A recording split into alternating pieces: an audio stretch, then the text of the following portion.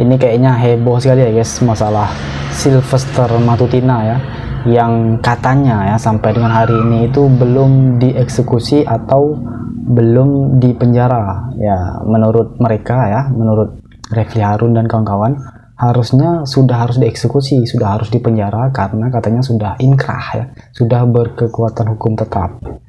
Saya ingin balik lagi ke soal Sylvester Matutina. Ini bukan masalah bukti atau tidak. Tidak dieksekusinya Sylvester Matutina sampai hari ini. Ini adalah konfirmasi bukti ada orang besar.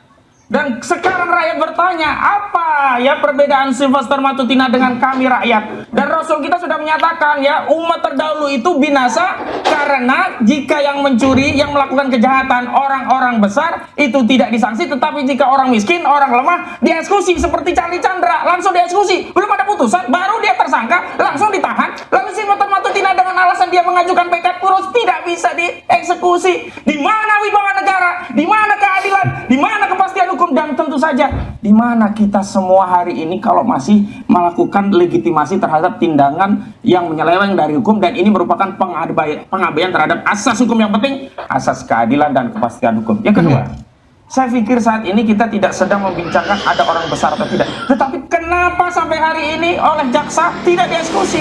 Ini semakin lama jaksa tidak mengeksekusi, semakin mempertontonkan bahwa negara kalah dengan penjahat.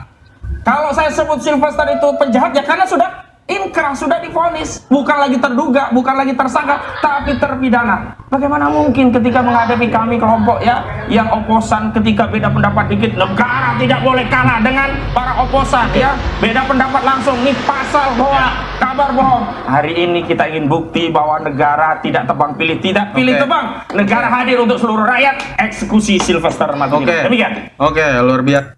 Ya, jadi dia menganggap kalau di belakang Sylvester ini ada orang besar ya guys. Kira-kira apakah ada orang besar atau enggak ya? Bisa argumentasi. Karena kalau kita lihat, ya kan sudah dijelaskan oleh Bang Hozin Nuzin ini bahwasanya Pak Jokowi di belakang itu. Kembali lagi saya katakan, menuduh seseorang harus ada buktinya. Apa buktinya? Ya kan perlu itu, karena kalau nggak ada bukti ya fitnah dong, ya kan? Nah ini selalu dikaitkan-kaitkan itu gitu loh. Ya memang kita ini kan berhadapan tentang masalah adalah ijazah palsu itu kan. Nah itu dikaitkan juga. Kalau kita konsentrasi dengan apa yang terjadi dengan... Ya jadi masalahnya bercampur-campur ya guys. Masalah Sylvester juga dikait-kaitkan dengan masalah ijazah palsu juga itu. Bung Sil ini ya itu memang adalah pribadi dia. Ya, jangan kaitkan dengan Pak Jokowi. Jangan kaitkan dengan Pak Prabowo, ya itulah fokus ke sana gitu loh.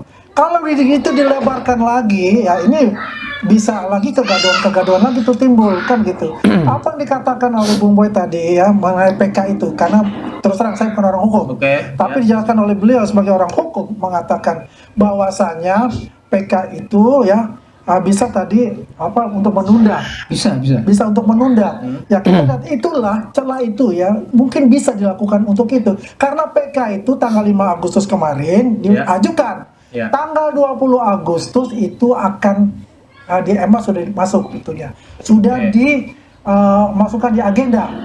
Iya, jadi para relawan Jokowi ini mengatakan kalau PK itu yang bisa membuat eksekusi itu ditunda ya guys. Jadi dengan seseorang mengajukan PK, maka eksekusinya bisa ditunda guys.